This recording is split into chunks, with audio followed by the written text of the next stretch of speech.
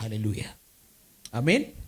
እሺ መዝሙረ ዳዊት ምዕራፍ 34 ከቅንፍ ማለት ነው ቁጥር 3 በጣም ወዳችኋል። በጌታ በኢየሱስ ስም አነባለሁ። እግዚአብሔርን ከኔ ጋር ታላቅ አድርጉት፣ በአንድነትም ስሙን ከፍ ከፍ እናድርግ። በአንድነትም ስሙን ከፍ ከፍ እናድርግ። ቁጥር 4 እግዚአብሔርን ፈለገውት። አያ ደስ ይላል እኮ አሜን። እግዚአብሔር ምን አረኩት ይላል። ፈለገውት መለሰልኝም፣ ከመከራዬ ሁሉ ዳነኝ። ሃሌሉያ ደስ ሲል ቁጥር 5 ዋና ፖይንት ያለበት ወደ እርሱ ቅረቡ ያበራላችሁማል። ወደ ማን? ወደ እርሱ ቅረቡ ያበራላችሁማል፣ ፊታችሁም አያፍርም። ይደግማለሁ ይሄን ቃል።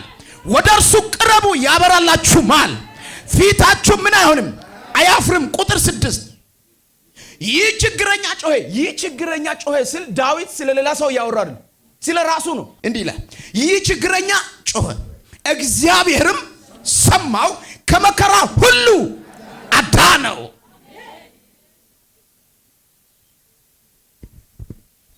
ቀና በሉ። የዛሬው መልእክት እግዚአብሔር ይሰጠኝ። እግዚአብሔር ምን ያህል ታላቅ ነው? የመልእክት ርዕስ ይሄ ነው። እግዚአብሔር ምን ያህል ታላቅ ነው? እግዚአብሔር በሉ ለአንተ ምን ያህል ታላቅ ነው?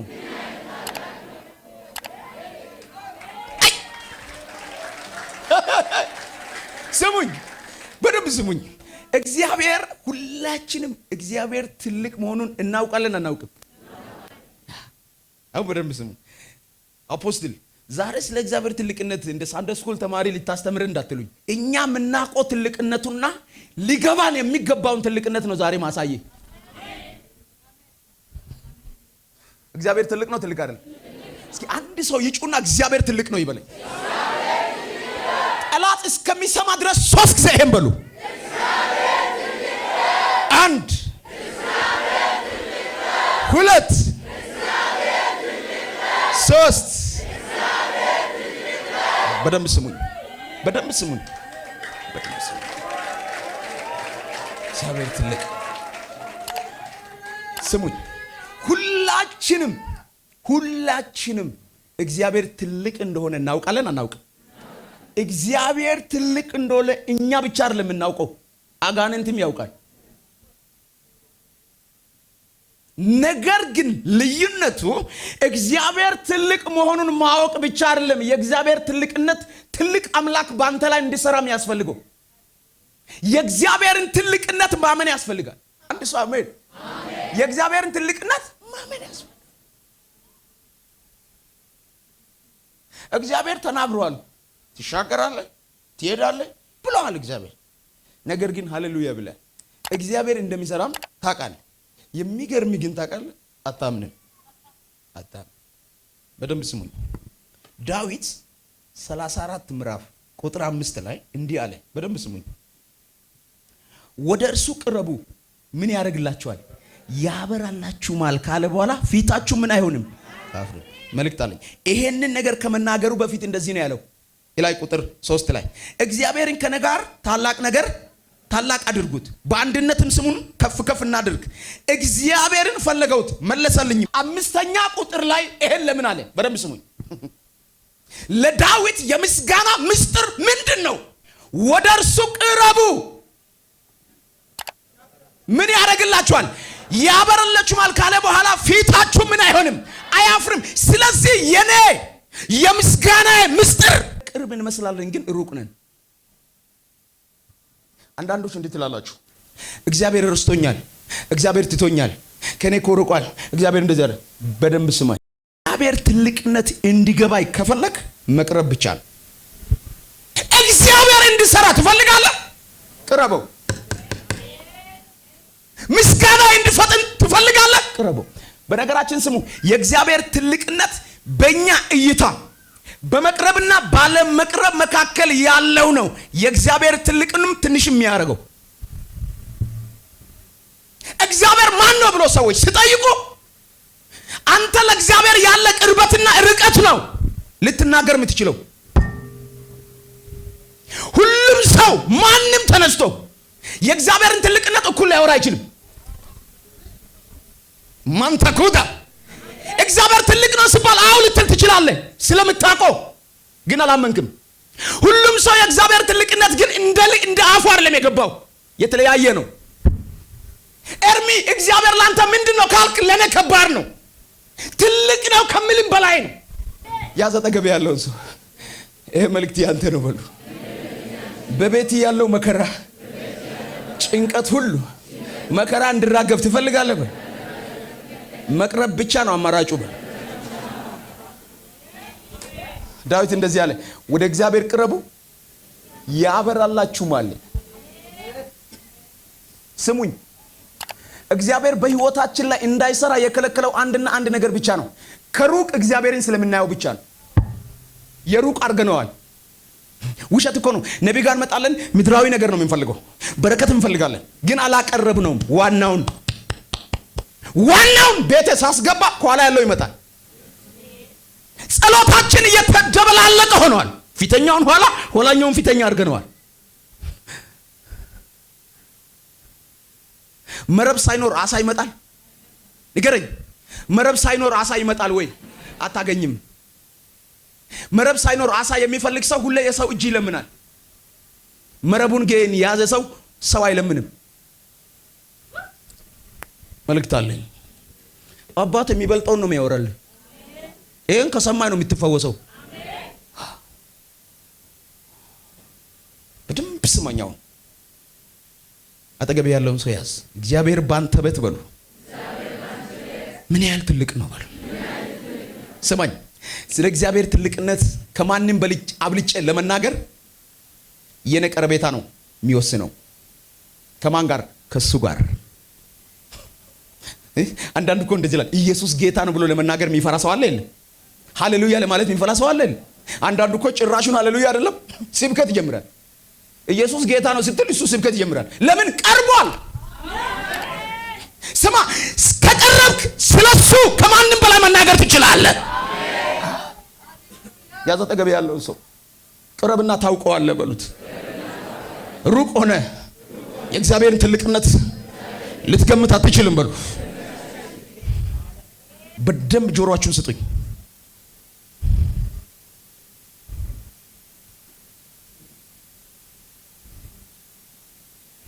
ብዙ የሚናገሩ ስለ ክርስቶስ ስለ አምላካቸው ብዙ የሚናገሩ ሰዎች የቀረቡ ሰዎች ናቸው። ያውቁታል ከማንም በላይ። እሱ ላንተ ማን ነው ቢባል ቃል አይጠፋም ካፎ። ቻሎሰት እንዴት እንደረዳች ያውቃል። ጌታ እኮ ነው ምናምን ብሎ አያልፍም፣ ማለፍም አይችልም። ይነዳል ውስጡ። ለምን? ቀርቦ ስላየው።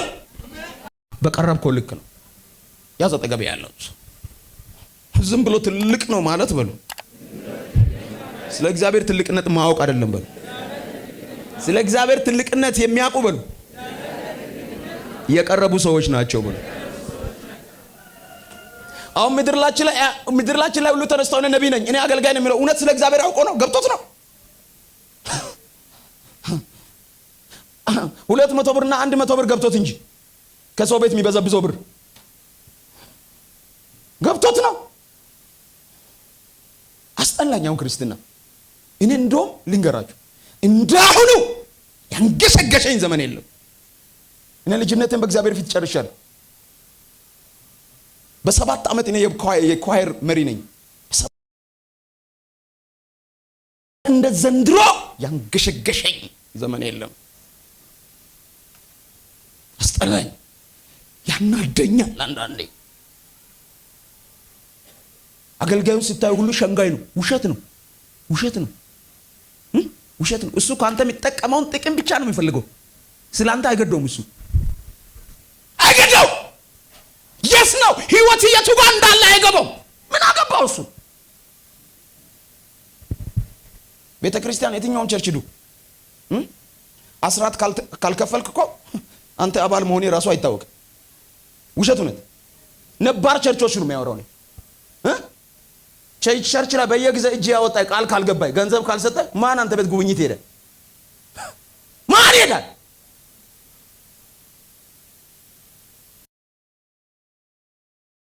ያም ይሁን ይህም ይሁን ወዳጅን ቅረበው። ስትቀርቦ ከትላንቱ በላይ ይገባሃል። አሁን ገብቷችኋል ትላላችሁ አይደል? ኢየሱስ ለኔ ገብቶኛል ትላለህ አይደል? እውነት ምስክሬ ነው። አልገባንም ገና። እሱ ሲገባ ታብዳለህ እንጂ አስፋልቱ እኮ ላንተ ቸርች ነው የሚሆነው። እሱ ሲገባ ትምህርት ቤቱ ላንተ ቸርች ነው የሚሆነው። ሞንታርዱ ባታስይና ትላል። አንተ ምን ሆናል ሲባል አያገባኝም። የዋጥኩት መድኃኒት ነው የሚያደርገኝ። ያዘጠቀም ያለው ሰው በኢየሱስ ስም በሉት። ይሄ ይግባ ይበሉ። ይህ እውነት ይግባ ይበሉ።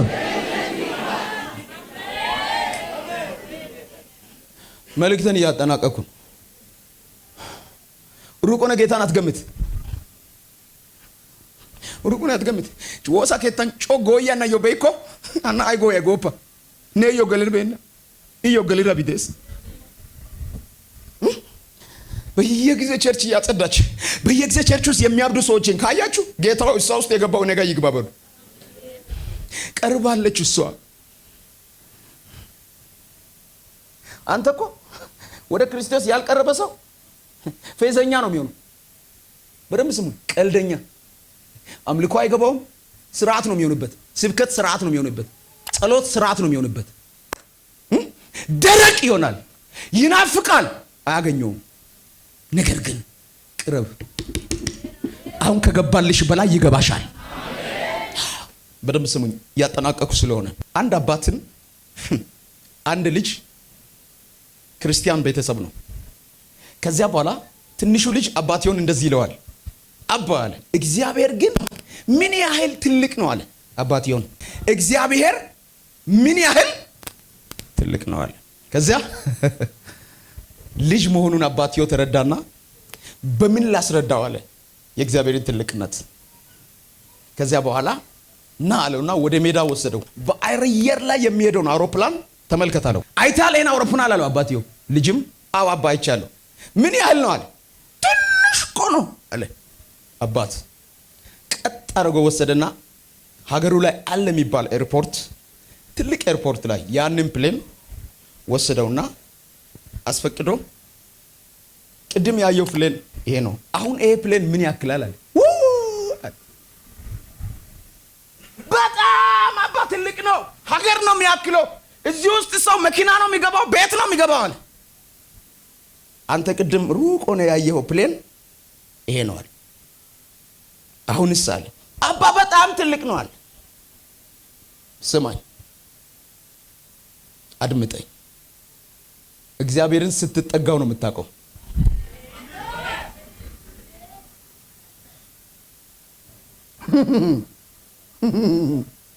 ቸርች ውስጥ በመቆየት እግዚአብሔርን አታውቅም።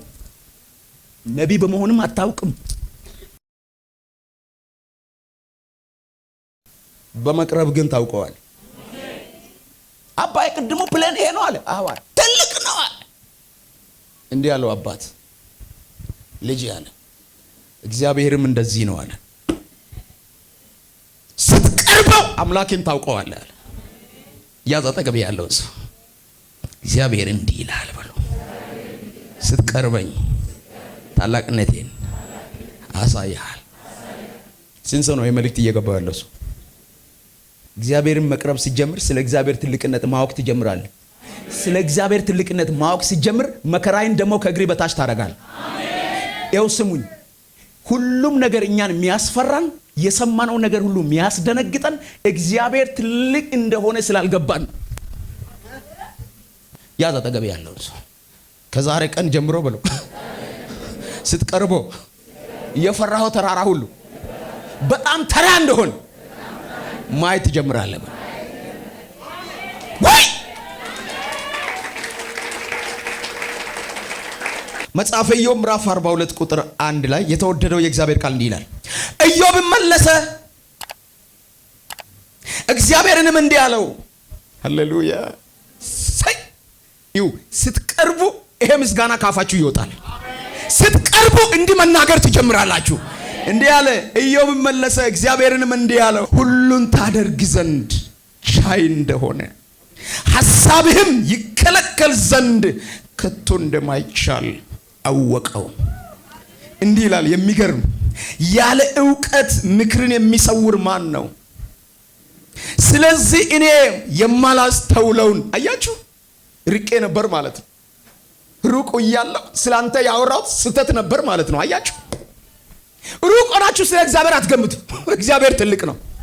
እዛ ተቀምጠ እግዚአብሔር እንደዚህ ነው አትበል። ይሄን ነው የምናገረው ኢዮብ ስለ ራሱ።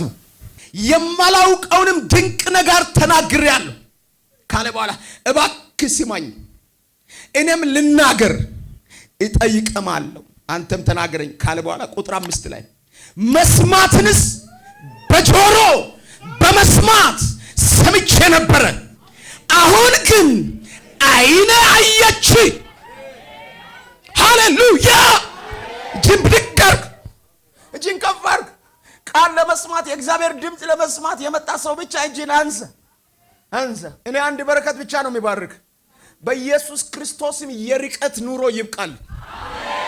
ቀርበ እሱን ማወቅ ይሁንልን። ዛሬ ለአንድ ሰው በረከት ጸልያለሁ። በኢየሱስ ክርስቶስም ከማወቅ ያለፈውን ጌታ ማወቅ ይሁንልን። ከመረዳት ያለፈውን ጌታ መረዳት ይሁንልን። ስሙኝ ባካችሁ። የህይወታችን ታሪክ የኑሯችን ላይፍ የተቀየረው እሱ እኮ ቤታችን ገብቶ ነው። ዘራችን ወደ ኋላ ተመልከቱ። ከጫካ ሳይወጡ ከገጠር ሳይወጡ ሞቶ አልቋል። እሱ ብቻም እንኳን ጠንቋይ ጀበና ውስጥ እያሰበራቸው ጀበና እያስገዛ አንጀት እያስለቀመ ነው ጀበና ውስጥ የገደላቸው። እና አንተ እኮ ኢየሱስ ቤታችን ገብቶ ማዛ ያገኘ ነው፣ ውበት ያገኘ ነው። ተቃበል ብራዘር። ስትጠጋው ነው መከራይም የሚንከባለለው። በደንብ ስሙን። እንዲህ ያለ መስማትስ በጆሮ ሰምቼ ነበር፣ አሁን ግን አይኔ አየች። መልእክት አለኝ። ስለሱ አውርተ የማጠግብበት ዘመን ይምጣልህ። ምንም አልባረክም ከዚህ በላይ አንተ። ስለ ኢየሱስ ሲነሳ ጩህ የሚያስብል መንፈስ ወደ አንተ ይምጣ።